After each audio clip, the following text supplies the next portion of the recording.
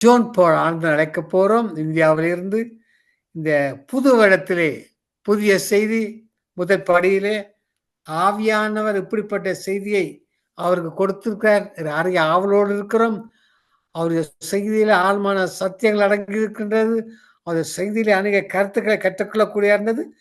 இந்த நேரத்திலே சங்கம வானொலி நிலையம் சார்பாக, வார்த்தைகளின் வெளிச்சத்தின் சார்பாக, கேட்டுக்கொண்டிருக்கிற பிள்ளைகளின் சார்பாக, 110 நாடுகள் கேட்கிற பிள்ளைகள் சாக பாஸ்டரை வருக வருகின்ற வரவழைப்போம். Praise Lord pastor John Paul Anand. Praise the Lord. Praise Lord pastor. புதியோட வாழ்த்துக்கள் உறுத்து இன்றைய நாளிலே உங்கள் வார்த்தைக்காக ஏங்கி தவித்து நிற்கிறோம். உங்களிடம் ஒப்பு கொடுக்கிறேன் பாஸ்டர், நீங்க வழி நடத்துங்கள். ஆமென். தேவனுடைய பரிசுத்த நாமத்திற்கு மகிமை உண்டாவதாக. இந்த நாளிலும் இந்த புதிய ஆண்டின் துவக்கத்திலேயே நாம் பார்க்க போகிற தேவ செய்தியின் தலைப்பு தேவனோடு நெருக்கமான உறவு.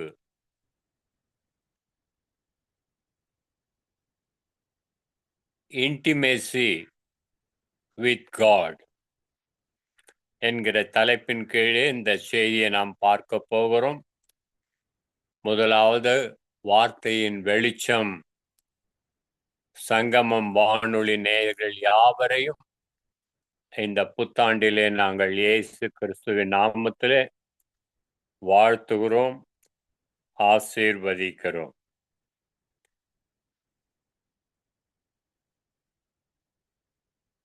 தேவனோடு நெருக்கமான சிநேகம் அல்லது நட்பு அல்லது உரிமை என்று நாம் சொல்லலாம்.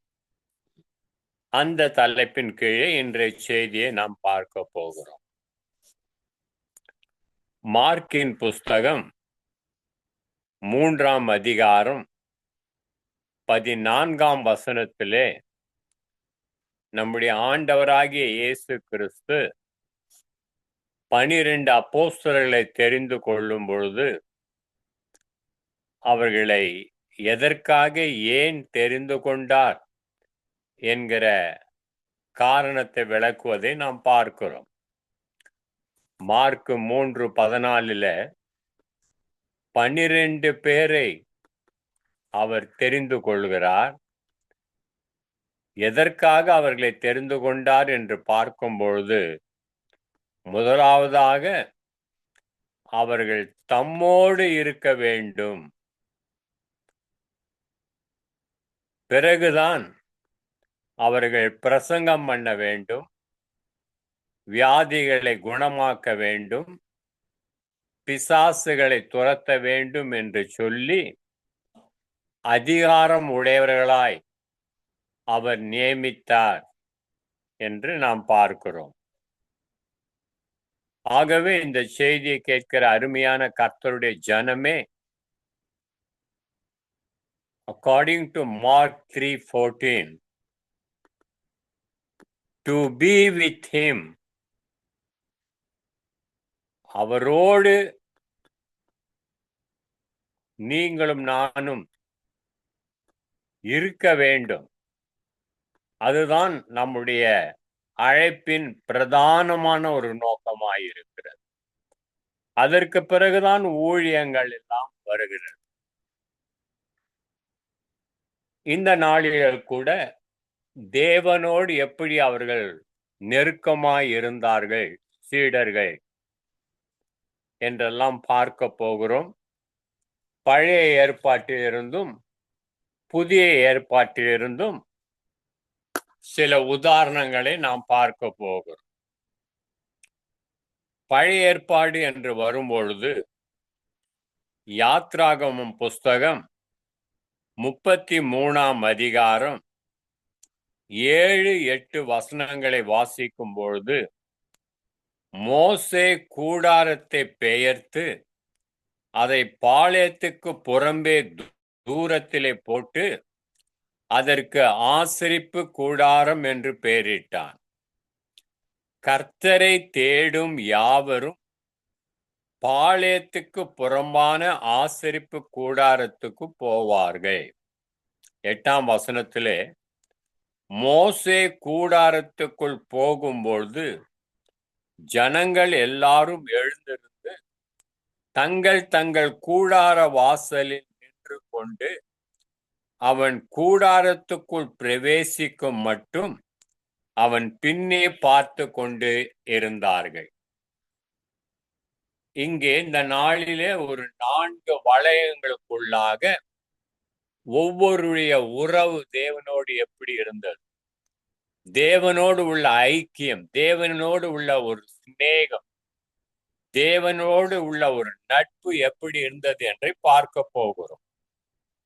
பழைய ஏற்பாட்டு இதுல பார்க்கும் பொழுது, இந்த கான்டெக்ஸ்ட பார்க்கும் பொழுது மோசே மட்டும்தான் அந்த ஆசரிப்பு கூடாரத்திற்கு போனார் என்றும் மற்றவர்கள் எல்லாம் அவரவர்கள் தங்கள் கூடார வாசலிலே நின்று கொண்டு மோசே ஆசரிப்பு கூடாரத்தை போவதை வேடிக்கை பார்த்து கொண்டிருந்தார்கள் என்றும், இருக்கிற இடத்திலே அவர்கள் தேவனை பணிந்து கொண்டார்கள் என்று நாம் பார்க்கிறோம்.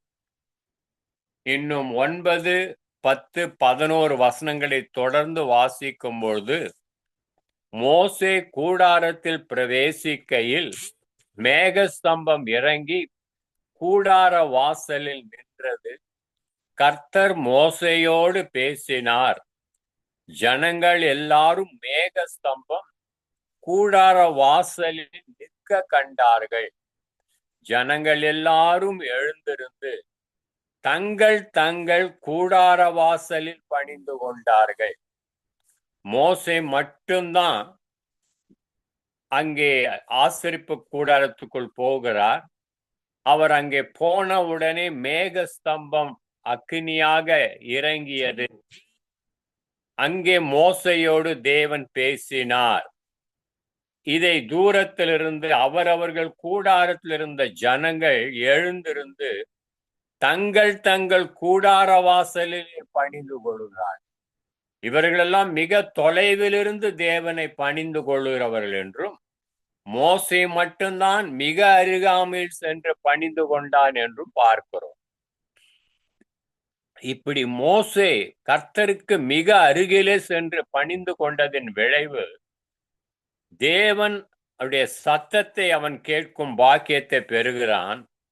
ஒருவன் 11ஆம் வசனத்திலே தன் சிநேகிதனோடு பேசுவது போல கர்த்தர் மோசையோடு முகமுகமாய் பேசினார் என்றும் நாம் பார்க்கிறோம். யோவானின் புஸ்தகம் 15ஆம் அதிகாரம் 14, 15 வசனங்களை வாசிக்கும் பொழுது மோசே மட்டும் சிநேகிதன் என்று நாம் சொல்லுவதற்கூடாது. தேவன் இன்று உங்களையும் என்னை கூட சிநேகிதனாக தான் பார்க்க விரும்புகிறார். மோசேயோடு அவர் எப்படி நெருக்கமாய் பேசினாரோ, மோசே எப்படி கர்த்தருடைய சத்தத்தை கேட்டாரோ, மோசேக்கும் தேவனுக்கும் எப்படி ஒரு நெருக்கமான உறவு இருந்ததோ, அதே போல்தான் தேவன் உங்களோடு என்னோடு ஒரு நெருக்கமான ஒரு உறவு சிநேகிதம் கொள்ள விரும்புகிறார். யோவான் 15, 14, 15 வசனத்தை வாசிக்கும் பொழுது, நான் உங்களுக்கு கற்பிக்கிற யாவையும் நீங்கள் செய்வீர்களானால் என்னுடைய சிநேகிதராய் இருப்பீர்கள் என்று இங்கு யோவான்ல சொல்றார். அப்போ நீங்களும் நானும் கூட மோசே போல தேவன் நம்மளை சிநேகிதராக பார்க்க விரும்புகிறார் என்று பார்க்கிறோம். ஆகவே ஒருவன் ஊழியக்காரனாய் இருந்தால் எஜமான் எல்லா ரகசியங்களையும் மறைப்பொருளும் அவனோடு பேச மாட்டான். ஆனால் கர்த்தர் இனி நான் உங்களை ஊழியக்காரன் என்று சொல்வதில்லை, உங்களை என் சிநேகிதர் என்று சொல்லுகிறேன். நீங்கள் செய்ய வேண்டிய காரியம் என் கற்பனைகள் யாவையும் கை கொண்டு அதன்படி செய்வீர்கள் என்றால் உங்களையும் நான் சிநேகிதனாக பாவிப்பேன் என்று கர்த்தர் நமக்கும் சொல்லி இருக்கிறார். ஆகவே இந்த 4 வளையம் என்று சொன்னேன். அந்த ஒரு வளையத்திலே மோசே மட்டும்தான் நாம் பார்க்கிறோம். இன்னும் தொடர்ந்து பார்ப்போம் என்றால் யாத்ராகமம் 19ஆம் அதிகாரம் 11, 12 வாசிக்கும் பொழுது 3ஆம் நாளைக்கு ஆயத்தப்பட்டிருக்க கடவர்கள் 3ஆம் நாளில் கர்த்தர் சகல ஜனங்களுக்கும் பிரதிட்சமாய் சீனாய் மலையிலே இறங்குவார். ஜனங்களுக்கு சுற்றிலும் நீ ஒரு எல்லையை குறித்து அவர்கள் மலையிலே ஏறாதபடிக்கு அதன் அடிவாரத்தை தொடாதபடிக்கும் எச்சரிக்கையாயிருங்கள் என்று அவர்களுக்கு சொல். மலையை தொடுகிறவன் எவனும் நிச்சயமாய் கொல்லப்படுவான்.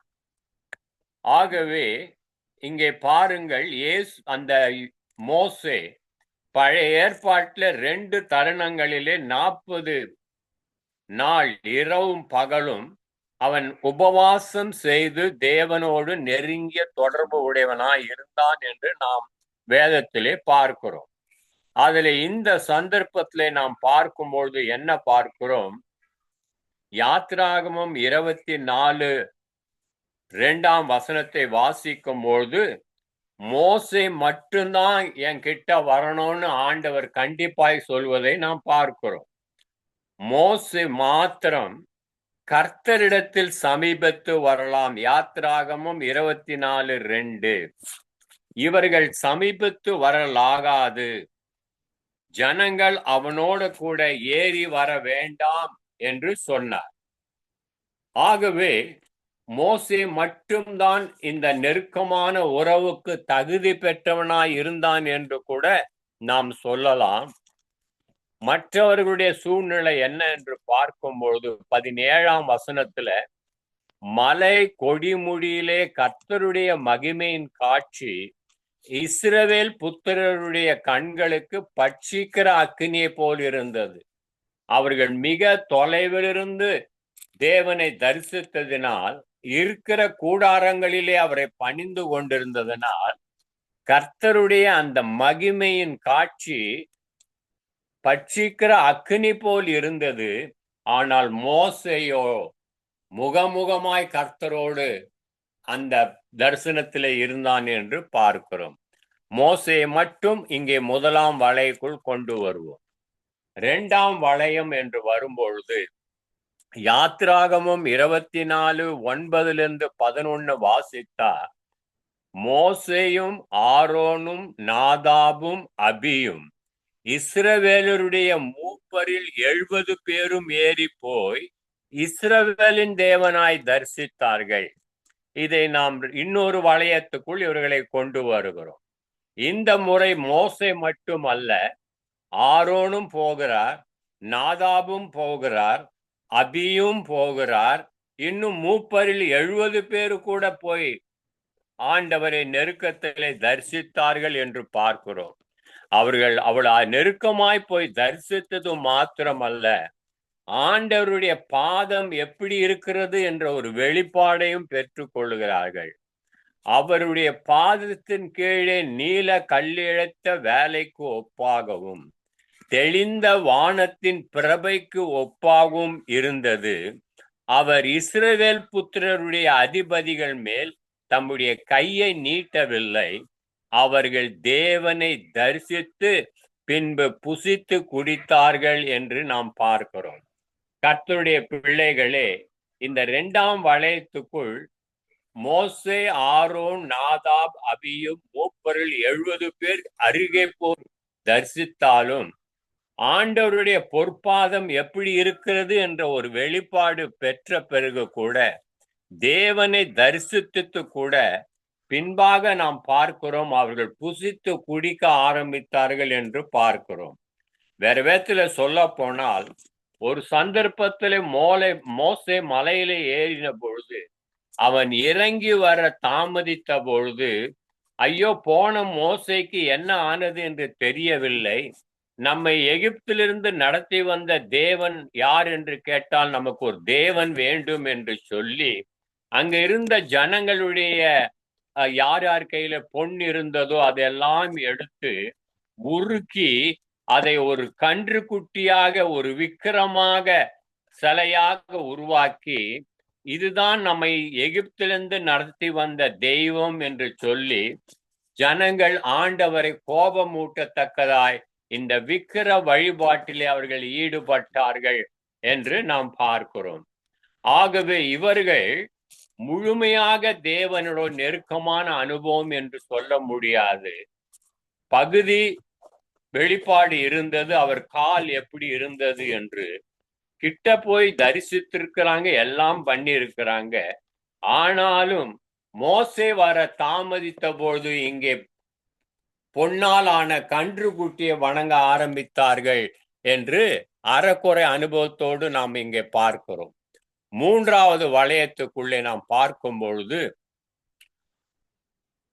யாத்ராகமம் புஸ்தகம் 24 அதிகாரம் 13, 14 வசனத்தை வாசிக்கும் பொழுது, அப்போ மோசே தன் ஊழியக்காரனாகி யோசுவாவோடு எழுந்து போனான். மோசே தேவ பர்வதத்தில் ஏறி போகையில் அவன் மூப்பரை நோக்கி, நாங்கள் உங்களிடத்தில் திரும்பி வரும் மட்டும் நீங்கள் இங்கே எங்களுக்காய் காத்திருங்கள். ஆரோனும் ஊரும் உங்களிடத்தில் இருக்கிறார்கள். ஒருவனுக்கு யாதொரு காரியம் உண்டானால் அவனிடத்தில் நீங்கள் போகலாம் என்று பார்க்கிறோம். இங்கே ஒரு மூன்றாவது வளையத்தை பார்க்கிறோம். இந்த வளையத்துக்குள்ளே வெறும் மோசே மட்டும்தான் போகிறான். கூட யோசுவா என்ற ஒரு பணிவிடக்காரன் அவனுடைய ஊழியக்காரனையும் தேவ பர்வதத்துக்கு அழைத்து போகிறான். போகிற வேளையிலே மூப்பரை நோக்கி, நீங்க இங்கே வெயிட் பண்ணுங்க, நாங்க போய் திரும்பி வர்ற வரைக்கும் அங்கே ஜனங்கள் ஏதாவது ஒரு பிரச்சனை என்றால் நீங்கள் அங்கே ஆரோன் இருக்கிறான், ஊர் இருக்கிறான், அவனிடத்திலே போய் நீங்கள் விசாரித்து கொள்ளலாம் என்று சொல்லி இந்த வளையத்துக்குள், மூன்றாம் வளையத்துக்குள் யோசுவாவும் மோசே மட்டும் நெருங்கி செல்வதை நாம் பார்க்கிறோம். அப்படி என்றால் இந்த யோசுவாவுக்கு இந்த பாக்கியம் எங்கிருந்து கிடைத்தது? அப்படி என்ன அவனுக்கு விசேஷித்த தரம் இருந்தது என்று நாம் பார்க்கும் பொழுது, அதே யாத்ராகமம் புஸ்தகத்திலே நாம் இப்பொழுது வாசிக்க கேட்டபடி யாத்ராகமம் 33 அதிகாரம் 11 வசனத்திலே, ஒருவன் தன் சிநேகிதனோடு பேசுவது போல கர்த்தர் மோசையோடு முகமுகமாய் பேசினார். பின்பு அவன் பாளையத்துக்கு திரும்பினான். நூனின் குமாரனாகிய யோசுவா என்னும் அவனுடைய படிமேடைக்காரனாக வாலிபன் ஆசரிப்பு கூடாரத்தை விட்டு பிரியாதிருந்தான் என்று பார்க்கிறோம். இங்கே யோசுவாக்குள்ள இருந்த அந்த விசேஷித்த காரியம் என்னவென்றால், மோசே அவனுடைய வேலையை முடித்துவிட்டு தன் கூடாரத்துக்கு போனா கூட இந்த யோசுவா என்ற அவனுடைய உடன் வேலைக்காரன் ஆசரிப்பு கூடாரத்திலேயே இருக்க வேண்டும் என்று, பிரியாமல் இருக்க வேண்டும் என்று சொல்லி தேவ சமூகத்திலே அவன் அதிக நேரம் கழித்தான். யோசுவா என்னதான் மோசேக்கு பணிவிடைக்காரனாய் இருந்தாலும், அவனுக்கு உண்மை உள்ளவனாய் இருந்தாலும், மோசே செய்ய வேண்டிய பணிவிடைகள்லாம் செய்து விட்டு அவன் ஓய்வு நேரம் கிடைக்கும் பொழுது உடனடியாக அந்த ஆசரிப்பு கூடாரத்துல போய் அவன் அங்கேயே தேவ சமூகத்திலே நேரங்களை செலவழித்ததினால் இப்பொழுது மோசையோடு பர்வதத்தில் செல்லக்கூடிய பாக்கியமும் அவனுக்கு கிடைத்தது என்று பார்க்கிறோம். இது மூன்றாம் அந்த வட்டத்துக்குள் அவனை கொண்டு வரலாம். இன்னொரு காரியம் என்னவென்றால், நாம் தெரிந்து கொள்ள வேண்டிய ஒரு காரியம், அதே யாத்ராகமம் புஸ்தகத்திலே 33 அதிகாரம் 10 வசனத்திலே வாசிக்கிறோம். ஜனங்கள் எல்லாரும் மேகஸ்தம்பம் கூடார வாசலில் நிற்க கண்டார்கள். ஜனங்கள் எல்லாரும் எழுந்திருந்து தங்கள் தங்கள் கூடார வாசலில் பணிந்து கொண்டார்கள். இங்கே இன்னொரு கூட்டம் 4வது வளையத்துக்குள்ளே இவர்கள் என்ன செய்கிறார்கள்? மோசே ஆசரிப்பு கூடாரத்துக்கு போன உடனே மேகஸ்தம்பம் வந்து விடுகிறது. கர்த்தர் அவனோடு இடைபடுகிறார். ஆனால் இந்த ஜனங்கள் யார்? இஸ்ரவேல் ஜனங்க அவங்கவுங்க கூடாரத்திலிருந்து தேவனை தூரமாய் தரிசித்து அங்கேயே பணிந்து கொண்டார்கள் என்று பார்க்கிறோம். ஆகவே இதுவரைக்கும் இந்த 4 வளையங்களுக்குள்ளே எல்லாரும் கர்த்தருடைய பிள்ளைங்க தான், எல்லாரும் கர்த்தரை பணிந்து கொள்கிறார்கள், தரிசிக்கிறார்கள். ஆனால் அவர்களுக்கும் தேவனுக்கும் உள்ள உறவிலே வித்தியாசம் இருந்ததை என்பதை நாம் பார்க்க வேண்டும். ஒரு சந்தர்ப்பத்திலே என்ன நடக்கிறது என்றால், ஆண்டவருக்கு தெரிந்துவிட்டது. அவர் மேலிருந்து பார்க்கும் பொழுது இந்த ஜனங்கள் ஒரு கன்றுக்குட்டியை உருவாக்கி கீழே அவர்கள் அதுதான் தெய்வம் என்று ஆண்டவரை கோபமூட்டின காரியத்தை மோசேக்கிட்டே அவர் சொல்லுகிறார். யாத்ராகம் புஸ்தகம் 33ஆம் அதிகாரம் 13ஆம் வசனத்திலே நாம் வாசிக்கும் பொழுது மோசே கேட்கிறார், ஒரு நண்பனாய் இருந்தபடினால் உம்முடைய கண்களில் இப்பொழுது எனக்கு கிருபை கிடைத்ததானால் நான் உம்மை அறிவதற்கும் உம்முடைய கண்களில் எனக்கு கிருபை கிடைப்பதற்கும் உம்முடைய வழியை எனக்கு அறிவியும். இந்த ஜாதி உம்முடைய ஜனம் என்று நினைந்தருளும். இங்கே மோசேனுடைய காரியங்கள் பாருங்க, அவனுடைய சுபாவம் எப்படி மாறுகிறது என்று பாருங்க. நாம் குறிப்பாக எண்ணாகமம் புஸ்தகம் 12ஆம் அதிகாரம் 8ஆம் வசனத்தை வாசிக்கும் பொழுது மோசேக்கு விரோதமாய் ஜனங்கள் முறுமுறுக்கிறார்கள்.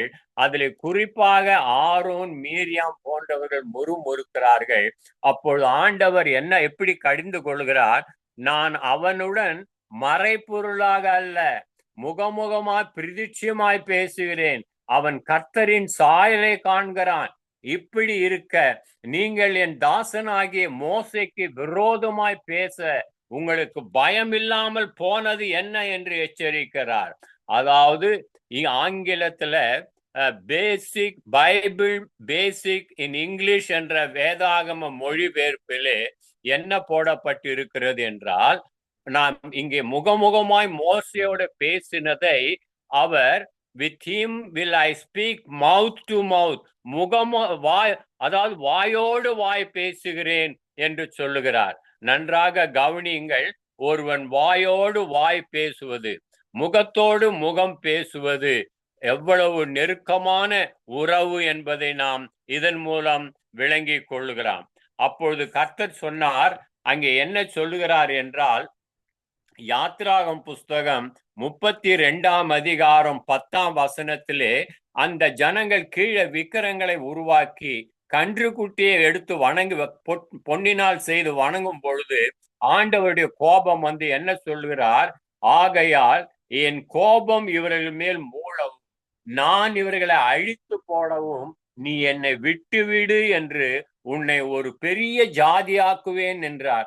மோசே இடத்துல சொல்றாரு, அப்பா நீ என்னை விட்டுடுப்பா, எனக்கு ஃப்ரீடம் கொடு, எனக்கு கோபம் விட்டது, என் ஜனங்க விக்கிரத்தை வணங்க ஆரம்பிச்சுட்டாங்க, அவங்கள நான் கொன்று போட போறேன், ஆனா உன்னை மட்டும் நான் ஒரு பெரிய ஜாதி ஆக்குவேன் என்று சொல்லி விட்டு விடு என்று ஆண்டவர் கெஞ்சுகிற ஒரு நிலைக்கு வருவதை நாம் பார்க்கிறோம். ஆனால் மோசே என்ன சொல்லுகிறார்? அவன் ஒரு சுயநலமற்றவனாய், நமக்கு பதவி கிடைக்கிறது, நம்மை பெரிய ஜாதியா அவர் ஆக்க போகிறார் என்ற திருப்தியில் அவன் இல்லை. அவன் ஆத்மா மக்களுக்காய் உருகிறதை நாம் பார்க்கிறோம். யாத்ராகம் 32:32 மோசே எப்படி ஜெபிக்கிறார்?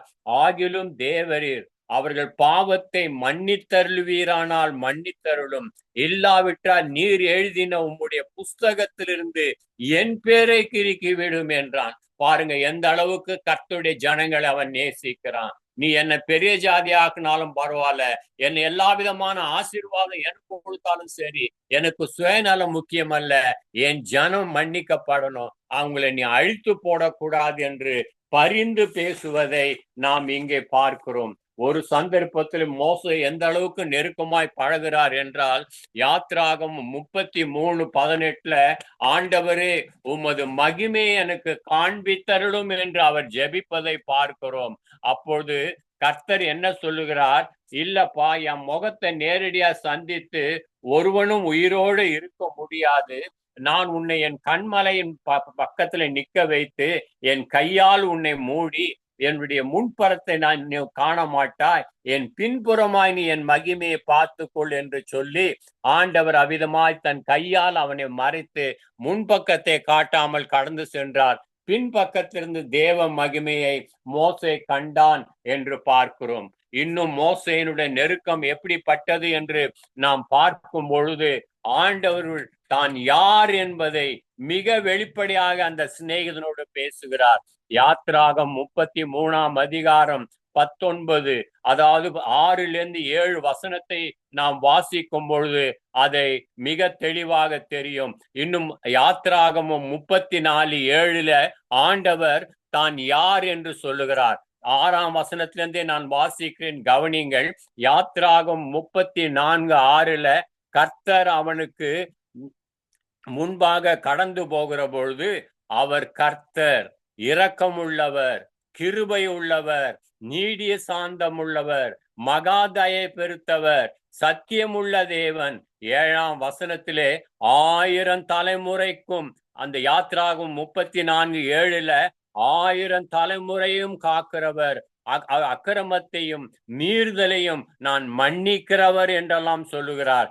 7ஆம் வசனத்துல குற்றவாளியை குற்றமற்றவனாய் விடாமல் பிதாக்கள் செய்த அக்கிரமத்தை பிள்ளைகளிடத்திலும் பிள்ளைகளுடைய அக்கிரமத்தை 3ஆம் 4ஆம் தலைமுறைக்கும் நான் விசாரிப்பேன் என்று சொல்லுகிறார்.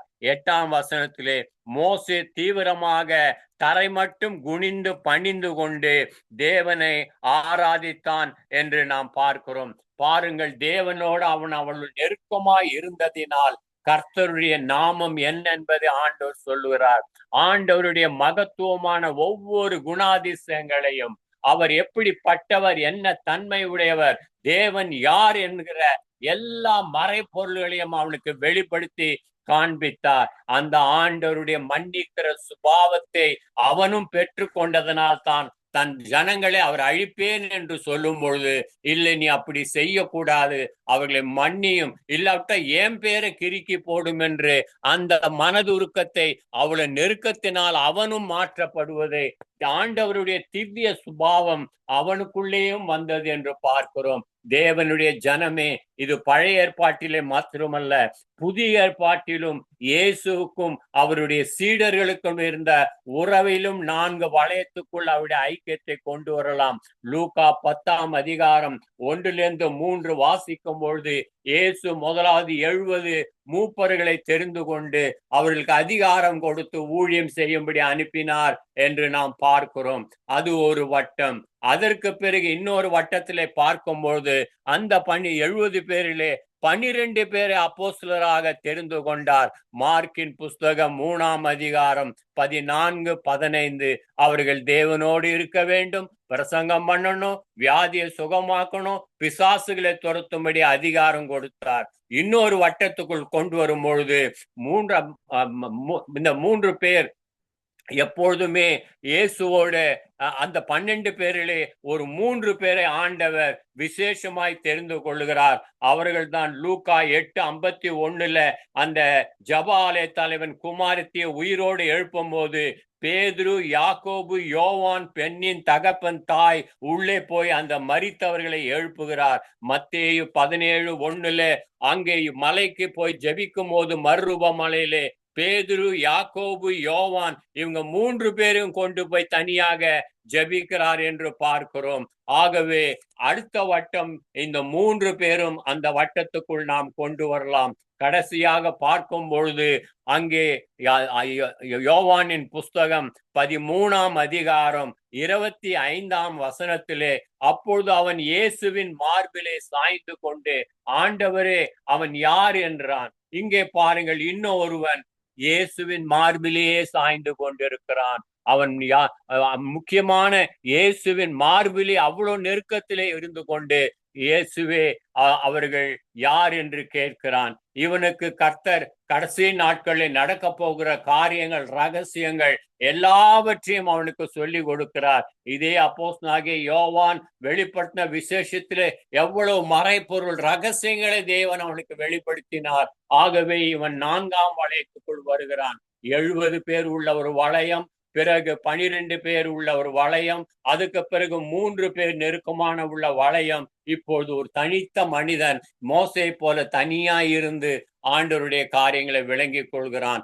ஆகவே பழைய ஏற்பாட்டிலும் புதிய ஏற்பாட்டிலும் 4 பேர் 4 வளையத்திலே ஆண்டவர் உள்ள ஐக்கியம் உறவு எவ்வளவு வித்தியாசத்தில் இருந்தது என்று பார்க்கிறோம். இன்று நீங்களும் நானும் எந்த வளையத்துக்குள் இருக்கிறோம் என்று கண்டுபிடித்து மோசே போல அந்த அன்பான சீஷன் யோவானை போல இயேசுவோடு நெருங்கி வாழ்வோம். அந்த நெருக்கமான வாழ்வுக்காகத்தான் தேவன் நம்மை அழைத்திருக்கிறார். ஆண்டவர் நம்முடைய உறவு ஐக்கியத்தை நம்மை ஒரு சிநேகிதனாய் நண்பனாய் அவர் நம்மை அழைத்திருக்கிறார். நாமும் கற்பனைகளை கை கொண்டு இயேசுவோடு நெருங்கி ஜீவிப்போம். எல்லா காரியங்களையும் வெளிப்படுத்துவார். நம்மை அநேகருக்கு ஆசீர்வாதமா வைப்பார். கர்த்தர் தாமே இந்த செய்திகள் கேட்ட உங்கள் ஒவ்வொருவரையும் ஆசீர்வதிப்பாராக. ஆமேன், ஆமேன், ஆமேன். ஆமேன், ஆமேன். நன்றி பாஸ்டர் ஜோன் பால் ஆனந்த். இந்த புதிய வளத்திலே முதலாவது செய்தி கூட தேவனுடைய நெருக்கமான உறவு. மார்க்கு அதிகாரம் 3:14 12 அப்போஸ்தலர் ஏன் தெரிந்து கொண்டார்? எதற்காக தெரிந்து கொண்டார்? தம்மோடு இருக்க வேண்டும், பிரசங்கம் செய்ய வேண்டும், பிசாசுகளை துரத்த வேண்டும், வியாசத்தை சுகமாக்க வேண்டும், அதிகாரம் கொடுத்தார். யாத்ரா 37:7 மோசே கூடாரம், ஆசாரிப்பு கூடாரம். மோசே மட்டும் ஆசாரிப்பு கூடாரத்தை நுழைந்தான். முகஸ்தம்பம் அக்கை ஸ்தம்பம் உறங்கினது என்று சொன்னீர்கள். யோவான் 15:14 சிநேகிதன் என்று அழைக்கிறார். யாத்திரம் 10 மலையடி வாரத்தை தொட வேண்டாம், 40 நாள் உபவாசம் இருந்தார். வளையங்களை பற்றி சொன்னீர்கள், மிக ஒரு ஆசீர்வாதமாக இருந்தது. 70 பேர் கொண்ட ஒரு வளையம், 12 சீசர்கள் ஒரு வளையம், 3 யாக்கோப்பு பேதுரு யோவான் 3 வளையம், யோசே தனித்து. ஒரு அருமையான செய்தியை கொடுத்து விட்டு ஒரு கேள்வியை கேட்டீர்கள். நாங்கள் எந்த வளையத்தில் இருக்கிறோம்? அருமையான ஒரு கேள்வி.